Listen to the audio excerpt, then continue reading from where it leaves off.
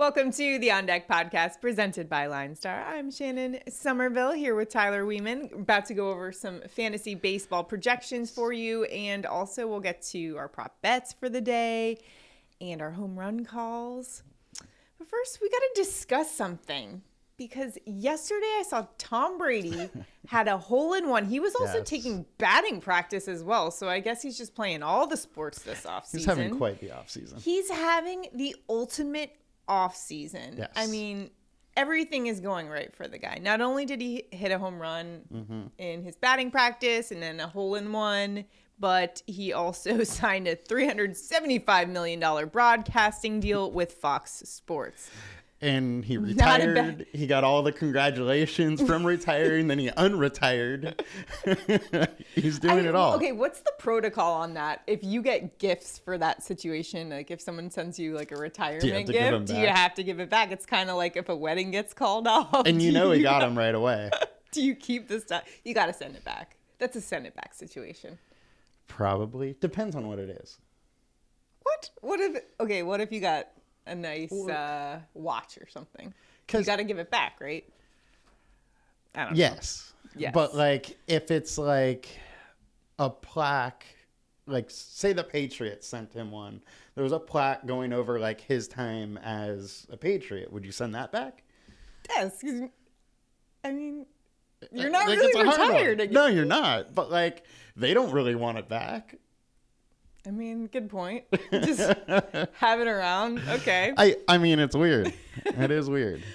So this leads us to another question, though, besides etiquette. And that is, what MLB player would you want on your NFL team? Because Tom Brady was saying, hey, I think I got what it takes on Twitter the other day after he was playing or taking some BP with Gronk. I think I know your pick. Oh, no question. You know the answer is Aaron Judge for sure. What position? Tight end. Totally. Yeah, so he was actually a pretty good football player in high school. I was reading about it. He was actually recruited and got scholarship offers from Notre Dame, Stanford. So, I mean, that's my pick for sure. He's definitely got the build for it. Yes. Nice. He would be a great tight end, I think. I would, Yeah, he'd probably be solid. So the other ones I was thinking about, I was looking up really fast guys that could be really good. And Bobby Witt Jr. right now is the fastest in Major League Baseball. Trey Turner is also pretty fast too. Yeah. But I don't know what kind of, Turner's small though. Yeah. He doesn't have the build. Right. Like that's the other component. That's like such a huge component. I was thinking Mike Trout because he could. He's a little stocky and still fast and all that. Oh yeah, he'd be great. He has and a little more of that NFL you know what? build. Like Shohei, I just feel like he can do everything. So there's nothing that man can't do. Would he be a quarterback and a wide receiver? A quarterback and a wide receiver, because he can do it all. The legend of Shohei continues. All right, so we will be talking more NFL tomorrow. Be sure to like and subscribe on our YouTube channel so you can see all these videos we're going to be coming out with the next couple of weeks just to get ready for NFL, because before you know it, we're going to be into fantasy football draft season, and that's coming around really quick. And there were a lot of trades, a lot of action this offseason. A lot of players moving teams, and we're going to get you caught up on it. Yeah, we'll get you caught up on everything and the odds and how the futures are looking as well, so tune in for that tomorrow. Now, though, we got to get to some baseball. It's baseball time, and we're going to start off with our chalk report and take a look at our highest-owned pitchers on today's main slate. The first guy we're going to take a look at is White Sox righty Lucas Giolito going up against the Red Sox. And his nickname is Bigfoot. Didn't know that. I have to read the story about that one. What's the Sometimes story? I question the MLB.com. What is the story? You know what? I should have looked You that read it up. and you forgot? I didn't. All right. Next show. Okay. 2.84 ERA for Giolito, 2.43 opponent average. Last outing, 7 hits, 2 earned runs, 7 strikeouts, and 5 innings pitched versus Kansas City.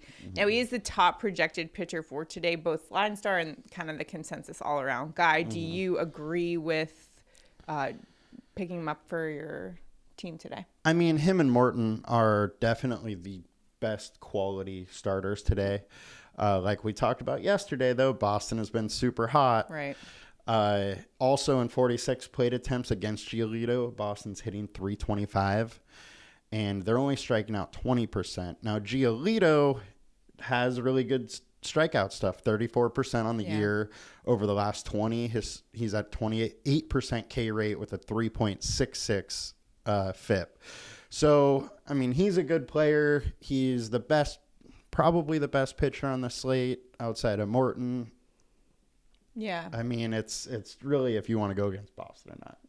Yeah. Like they're hitting the ball so well right now that it's hard. I think over the last 10 games, Boston's averaged 7.6 runs a game.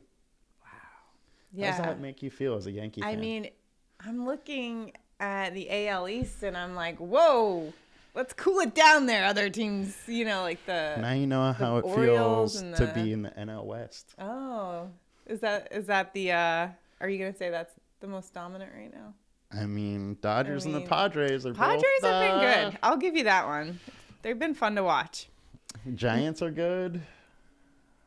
Rockies see. and Diamondbacks both flirting with 500. We got a long season, okay? We do. We got a little ways to go. Hopefully Padres don't fall off like they did last year. That hurt. And hopefully the Yankees don't lose out on any more pitching. Chad Green's already hurt. So speaking of the Yankees, though, today they're getting a new pitcher. Yankees lefty J.P. Sears is getting the call for the game against the Orioles today. Now, he's been dominating AAA. Fastball, he's got a 93-mile-an-hour fastball, and supposedly he's a great swing and miss. He's got a great swing and miss slider. That's been pretty effective for him in AAA. So the last outing he had in AAA, no hits, 1 earned run, 1 walk, 7 strikeouts, and 4 2/3. So some great numbers in AAA. Will that translate, though, to the big leagues against the Orioles, who've been not bad lately? Yeah, so in the minors, he has this year a .73 ERA, and he's striking out 12 batters per 9 innings. So strikeout stuff is absolutely there. He is a big-time prospect. He's been up in the majors this year, but only worked in relief. And then over his last 2 starts in the minors, he has got up to 65 pitches. So, you're probably seeing 70-plus pitches from him today. And, I mean, he's a talented guy. He's going against Baltimore, who... So maybe not getting that many innings, though? Like, he'll be on a... Yeah, I mean, it all depends on how efficient he's going to be, but I would be surprised if he works past the 5th. But if his strikeout stuff is there... But if the strikeout stuff is there, he's also cheap. Yeah. And the Orioles have the 3rd highest whiff rate and highest chase percentage, which found that. So if his slider is working, watch out. Yeah, I mean, he can absolutely do well today. So, well, can Astros righty Christian Javier do well today against the Guardians? He's got a 2.87 ERA, 200 opponent average, and coming off a game where he racked up a season high 9 strikeouts versus the Rangers. Although in the game prior, he got tagged for 7 earned runs against the Nationals. That is, though, the only time he's given up more than 2 runs this season. Guardians 19th in average in May. So we talked about it a little bit yesterday, how the Guardians came out to that hot start. But since then, they've been a little bit cold in the month of May. Jose Ramirez is still hitting along now. He's crushing it. But the LineStar projection isn't really liking Javier today with his price point. The projection's fine, just not with how expensive he is. But he does have solid strikeout stuff, 33% over the last 20 and 29% over the last 5 games. But Cleveland doesn't strike out much. So there might not be quite as much upside there just because of Cleveland's lack of striking out. The other thing is the StatCast data is a little sketchy. 57% fly balls, 34% hard contact. There's definitely a chance that a Cleveland player or 2 are able to hit a home run. Definitely. All right, so let's take a look now at some lower-owned pitchers who maybe LineStar likes a little bit better in our projections. Braves righty Charlie Morton going up against the Phillies today. He's about 29% owned on DraftKings, 2% on FanDuel. Okay, his nickname, you ready for it? Ground Chuck. And I did look up the story on this one. It was given to him. It's actually probably not that hard to figure out. It was given to him by Pirates fans due to his propensity for inducing ground balls. Ground Chuck. I like it. So Ground Chuck's ERA is 4.95 this year with a 2.57 opponent average. Now, that's not that great, I guess. But we know Morton can dial it in. And he's another guy that had a little shortened spring. And so the first start of his season was kind of like an extended spring training. 4.38 FIP on the season, but over the last 5, it's down to 3.78. Over the last 20, 3.77. So over the last 5, he's started to be more of the pitcher he's been over the last year and a half or so. 25% K rate. The one worrying thing that I'm seeing is that on the year, he has a 20% K rate, and that's down 8% from last season. So we are still waiting for him to kind of get that strikeout stuff. However, over the last 3 starts, in 16 innings, he has 19 strikeouts. So we may be starting to see that a little bit. The other thing, Philadelphia, average versus righties, and they're striking out 23%. So there is some upside here for strikeouts. But obviously, it's a dangerous offense. when you're looking at the Phillies. Yeah. Another boom-bust type pick, Sure. just like our next guy. All right, next guy, Phillies lefty Ranger Suarez. And this, I have to imagine, 5% on DraftKings, 2% on FanDuel. Yeah. It has to be, we're kind of, it's risky, right? 4.12 ERA, 2.69 opponent average for Suarez. Although the Braves haven't been that good at the plate. They haven't been good lately. Yeah. And they've been striking out a ton. Their second most strikeouts to lefties outside of the Marlins. Marlins are the only ones that are worse with striking out. But another boom bust pick. A lot of upside due to how much the Braves strike out. Yeah. However, the Braves do have the highest implied total on the slate. So if Suarez does not bring his strikeout stuff, he may be in it for a tough day. But over the last 20, Suarez 3.12 FIP, super good. Over his last 5, though, 4.3 FIP. So we're still trying to see if he's the guy that he was last season, which he was great. Yeah. And the combined K rate's 26%. So there's some upside, but it's risky. So when you're looking, let's say you're playing DraftKings, you're looking for 2 guys. Would you kind of pair one of those with maybe like a Giolito, or kind of how do you play that one? Given that there is a little risk there. I mean, there's just not that many pitchers on the slate, so you're going to have to probably take some risk at some point. So I would probably take one of them and use one of the high-owned guys and kind of roll with it. Roll with that. Let's take a look now at our stack situation for today, and we'll first take a look at the high-owned stacks today. Angels going up against Rangers righty Glenn Otto. This is going to be a big stack for the day. 5.5 ERA for Otto, 2.53 opponent average, and righties are slugging him at a 4.75 clip, which is actually 100 points higher than the league average. Watch out for Mike Trout. Angels have the 7th best average in baseball right now, so I can see why the Angels have some appeal today. How about you? Yeah, I mean, you said the ERA being 5.5, his FIP is 5.7, so it's about the same. Yeah. He's allowing 1.5 home runs per 9, walking 4.7 per 9. And not only is he not that great, the Texas bullpen we love to pick on. So even if the Angels hit him and we get into the bullpen, then they can really do some damage. 4.7 implied totals, the 3rd highest on the slate. Makes a lot of sense why ownership's here. Yeah. Well, how about for the White Sox? They're going up against Red Sox Rich Hill, lefty. 3.9 ERA, 2.56 opponent average. Reverse splits for him. Righties are hitting him over 100 points higher than lefties. So got some good hitters on the White Sox. Tim Anderson, Jose Abreu, Luis Roberts. So can you say what his is name his again? nickname? Rich Hill. Good old Dick Mountain. His on Field of Jeans was his nickname on MLB.com. That's not it. I don't get that, but Dick Mountain. Good old Richard Hill.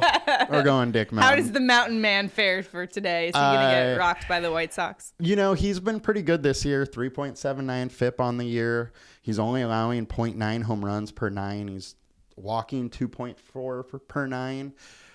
So if they get to Dick Mountain, they're going to have to work at it. It's going to have to be singles and doubles and whatnot. It's not going to be given to him. The one thing, though, is the Boston bullpen is awful. kind of like Texas. And Dick Mountain hasn't been going far into games. I laugh every time I say Dick Mountain. In 6 of the 7. I don't even think you know his actual name anymore because it's so good. I love it. Rich Hill. In 6 of 7 starts, he's gone to or under 15 outs. So up to 5 innings, that's where he's kind of maxed out. So I'm not surprised that ownership's here because you get more of the Boston bullpen, which is bad. And if Boston's hitting, the White Sox are going to have to hit if they want to stay in. There you go. So those are some high-owned stacks. Let's take a look at some lower-owned stacks. Maybe try to find some value here. First, we're going to take a look at the Rangers going up against Angels lefty Reed Detmers, who's got a 4.15 ERA. Following his no-hitter last game against the Rangers, 3 earned runs, 2 home runs, 3 2/3 innings pitched. Other than the no-hitter, he just hasn't shown much else, really. So Rangers? We going Rangers? Yeah, and so they've already faced Detmers twice this season, and he hasn't made it past 3.2 innings. So total, he has 7 innings of work. He's allowed 10 runs, 2 home runs, 9 hits, and 3 walks in those 7 innings. So obviously his ERA is pretty high against the Rangers. He also has a 5.35 FIP over the last 20 starts, which again isn't great. And Texas is good against lefties. They're right around kind of top 10-ish for hitting versus lefties. So, but I think today I think a lot of people are going to be hopping on the Angels bandwagon. I think so too.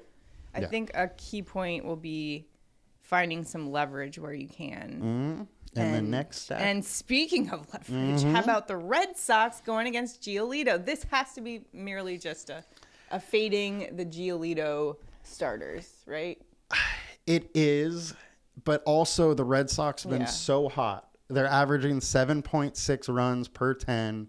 They just blew up Cease. They've gone big against several other really good pitchers lately. They are just so hot. The other thing is Gio hasn't been super sharp lately. 4.26 FIP over the last 5 and 46 plate attempts. Boston's hitting 325 against them. So there is a lot to like. If you've also looked at the LineStar projections, like yesterday, we are liking Boston again. All right. Liking Boston there. So some value plays for sure. And if you want more value plays, you can go to LineStarApp.com, download the LineStar app. It'll help you optimize your lineups. You can start winning in all your daily fantasy games. And you can also use that information to place some better prop bets and learn who's going to hit a home run. Yes. That leads us to our home run calls of the day. Where are you headed for today? Got it right yesterday, by the way. Congrats. I am, and I'm running it back. Jared Walsh did it for me yesterday, and he's going to do it again. He's facing Glenn Otto. Walsh also has 3 home runs in the last week, has 667 ISO over that span. Otto's giving up 1.5 home runs per 9, and the Texas bullpen is terrible, so we're going Jared Walsh home run.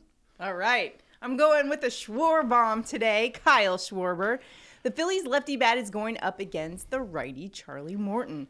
Schwarber has a higher slugging percentage versus righties, and actually 7 of his 10 home runs this season have been against right-handed pitching. Also, his slugging percentage on the road is almost double. He's been heating up, 313 in the last week. So Morton actually giving up a 515 slugging mark to lefty bats. That includes 3 bombs. Schwarber bomb. Let's go. I like it. All right. Now it is time for our prop bets of the day. Now I gotta get back on track. Over 2 this week. Killed me yesterday. I'm 2-0 this week. You are having a good week. So where are you headed to continue the streak? I am going with a Cincinnati Red. Okay. Does that scare you when I say that? That's a bold strategy. We're going Joey Votto over 0.5 singles at plus 125 and 54 plate attempts. Votto is hitting 361 versus Hendricks with a 417 ISO. And he's also hit safely in 4 of the 5 games since he's been back from the IL. So Joey Votto is going to single. I support any guy that has a great TikTok account. He does have a good one. I can always get behind that. All right. I don't know if Mike Trout has a TikTok account. I don't know if he does. But I'm going Mike Trout over 1.5 bases. You ready for this? Plus 100. Are you kidding me? Plus money for any kind of Trout. I'm all over this. Let's first take a look at the Glenn Otto side of this equation. Yes. He's given up a .475 slugging to righty bats. That's almost 100 points higher than the league average. Mm-hmm. All right, now let's take a look at the Mike Trout side of the equation. He has hit that 1.5 bases mark in 6 of the last 10 games. He has a .302 average versus righties over the last 2 seasons. He's crushing it in the month of May, an 1119 OPS. And this one at Angel Stadium, 8 of Trout's 12 home runs have come at home this year. Home is where the heart is. And if that wasn't enough to consider Mike Trout for this prop, you consider the Texas bullpen. Yeah, they're 27th versus right-handed batters. They're fun. I rest my case. Give me Mike Trout over 1.5 bases.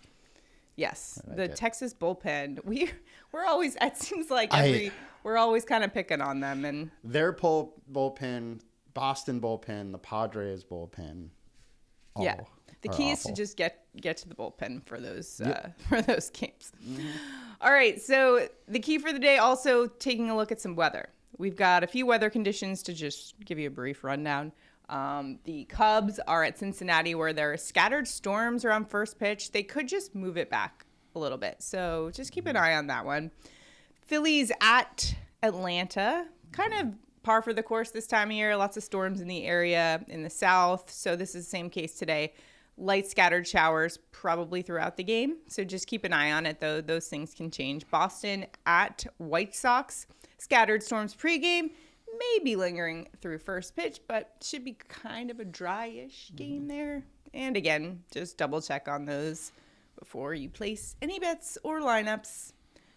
Don't want to leave you high and dry. Get it? Wouldn't it be wet? True. Stop ruining my jokes. All right. That's it for today. Remember, you can follow us on LineStar. Be sure to download the LineStar app. And if you're watching us on YouTube, be sure to hit like and subscribe. Comment below. Hype me up on my jokes here. I like your jokes. I like your jokes. We do need to get more dad jokes. More dad jokes on the show. Everybody needs more dad jokes. Send in your good dad jokes below. Yes, comment below. Do that. All right, we'll see you guys tomorrow. All right, bye.